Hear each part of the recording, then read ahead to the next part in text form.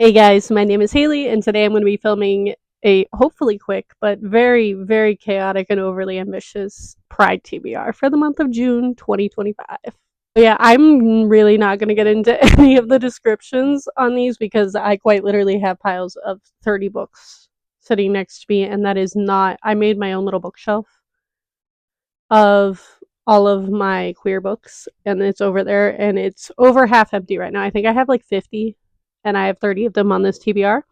I also have a lot going on in June, so I went and through my library and did all the research to find all of the ones that have like actual audiobooks to make this possible, because I've started getting back into audiobooks and listening to them on 3 times speed, which might make this possible. But yeah, my goal is to read down as much of my queer books as possible, like the ones I physically own. Normally I would like have a bunch of ebooks and like graphic novels and stuff. I'm not doing that this time.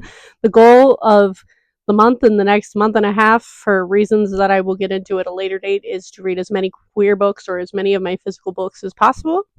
We'll get into the reason for that later, but let's jump right into the TBR. First up, I just started actually the audiobook. It's not June yet. June starts Sunday. I just started the audiobook of Compound Fracture, which is Andrew Joseph White's book, which has been on my TBR since like last summer when it came out. I haven't gotten around to it, and he has a new book coming out this fall, so I need to get to this very soon. Then I have both. I am aware that this is the old cover and title.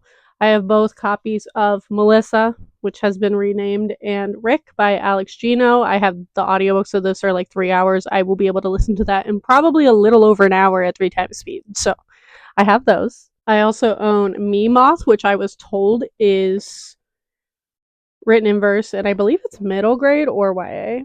Yes, I believe it's YA. And this will be a fast read because it's written in verse, which I also have on audio, which is how I prefer to listen to books written in verse. I have The Gay Best Friend by Nicholas Didemizio. I probably mispronounced that. I apologize.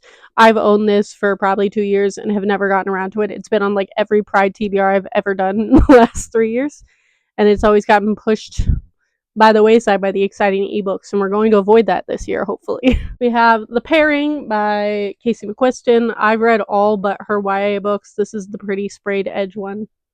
So some things taste better together. I have to read the Casey McQuiston One Last Stop as one of my favorite books of all time. And then I have The Charm Offensive by Alison Cochrane. Her other book, Kiss Her Once for Me, one of my favorite sapphic romances of all time, so I have to read her first book that came out before that. And then I have She Drives Me Crazy by Kelly Quinlan. This I got at a library book sale for very cheap, and I knew it's a very hyped sapphic romance.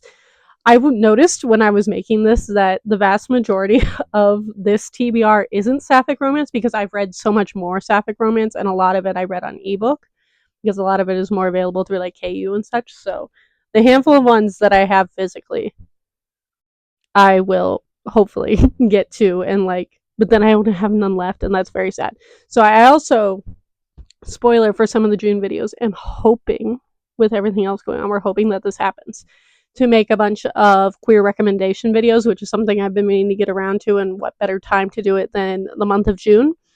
And I have a like ultimate sapphic book guide of like, I think 30 books because I've read a lot of sapphic romance. So I'm excited. Please go down and subscribe to be ready for that, because that's going to be probably one of the first ones that I do. Then I have Simon versus the Homo Sapiens Agenda. I somehow never got around to this in all of the hype that it has. And I believe those are all the audiobooks I currently have out from the library. And then I have 4 more that I know my library has the audio.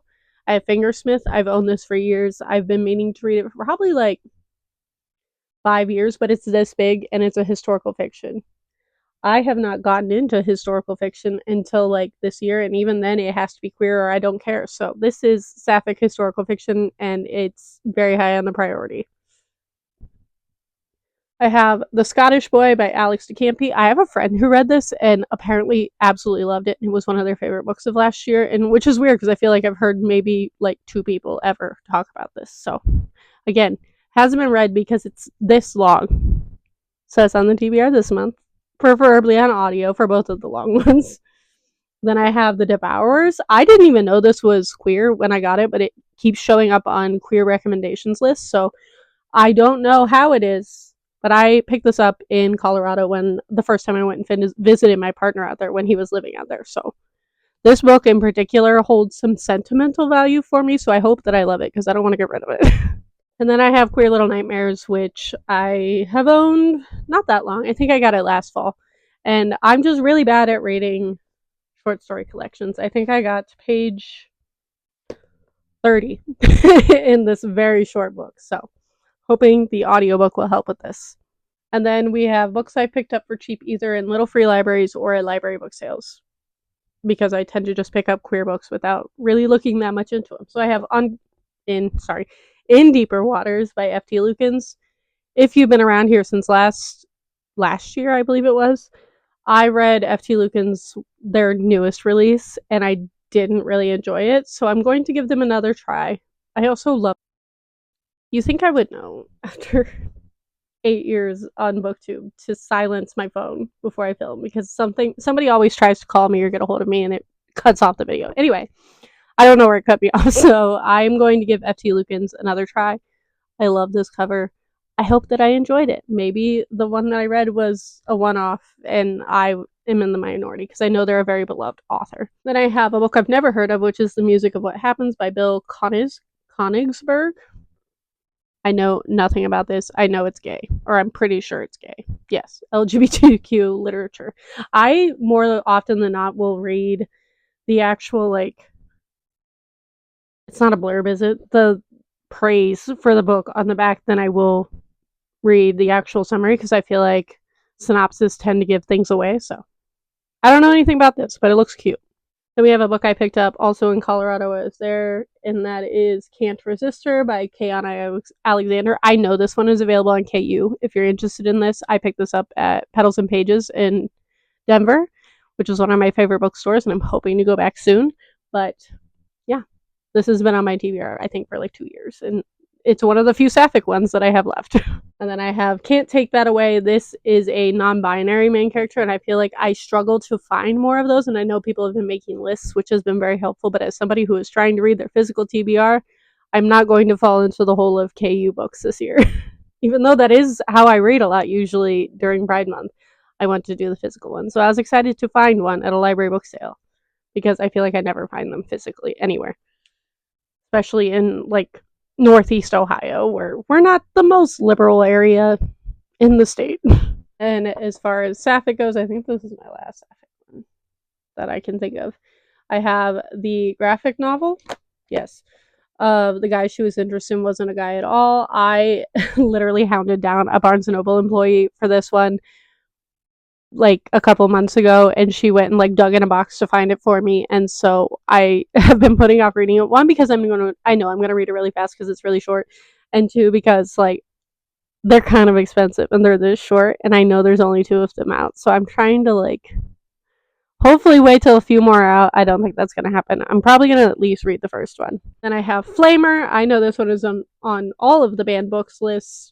It's huge. It's a graphic novel. I will read it really fast. I tried to put in a lot of things that I knew I could get through very quickly on this TBR in particular, because again, the goal is to read as many of them as possible.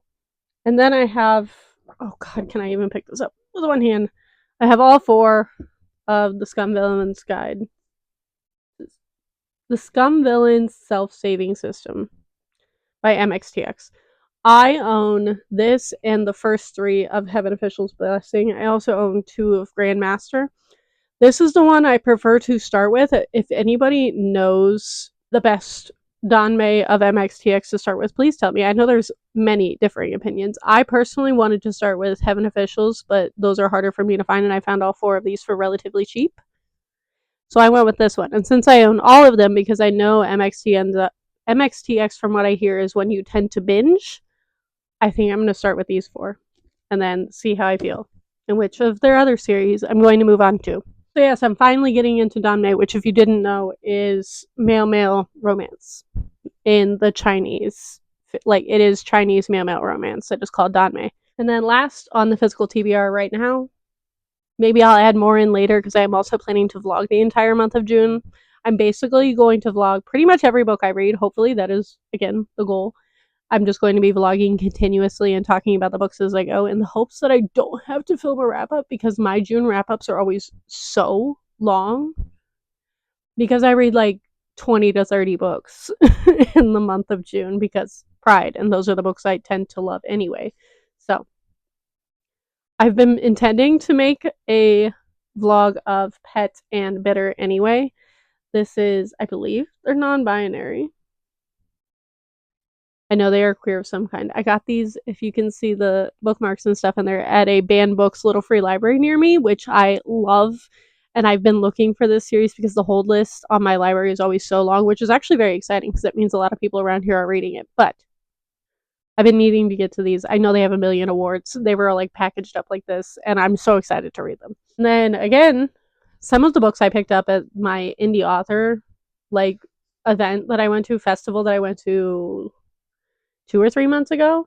I have pretty much all of those on here. I have Other Terrors, an inclusive anthology. This is a queer anthology that I got for free from this author because his story is in there, and that is Maxwell I Gold. And this is also short stories. But they're also like, I don't know if you can see that, they're like rainbow and like color coded and stuff, and I'm so excited about it because this author was very, very kind to me, and I'm very excited to read his book. And the other queer author that I met there, I got Incorrect Eyes because I was like, that looks like church trauma, like queer church trauma. And I was like, oh, it's me. And in fact, they told me that it was. And I have this fun bookmark with it. I'm very excited to read this. This will take no time at all. And the reason I haven't even like read any of these yet is I've been intending to make a vlog for it, and that hasn't happened. Oh, there goes a whole pile of books. That's fine. And then last, I have a Call Me Icarus novel. I never know how to pronounce this because it's symbols, so I just call it the Call Me Icarus novel by Andromeda Ruins. And this beautiful hardcover with the pretty bookmarks. So, yeah, those are all of the books on my queer TBR. It is, in fact, 30 books. And I have, let's see, 1, 2, 3, 4, 5, 6, 7, 8, 9, 10, 11, 12, 13, 14, 15, 16, 17, 18, 19, 21 more on that shelf. But I thought putting like 51 books was a lot, as if 30 isn't a lot. So here's hoping and praying that audiobooks actually will help us during the month.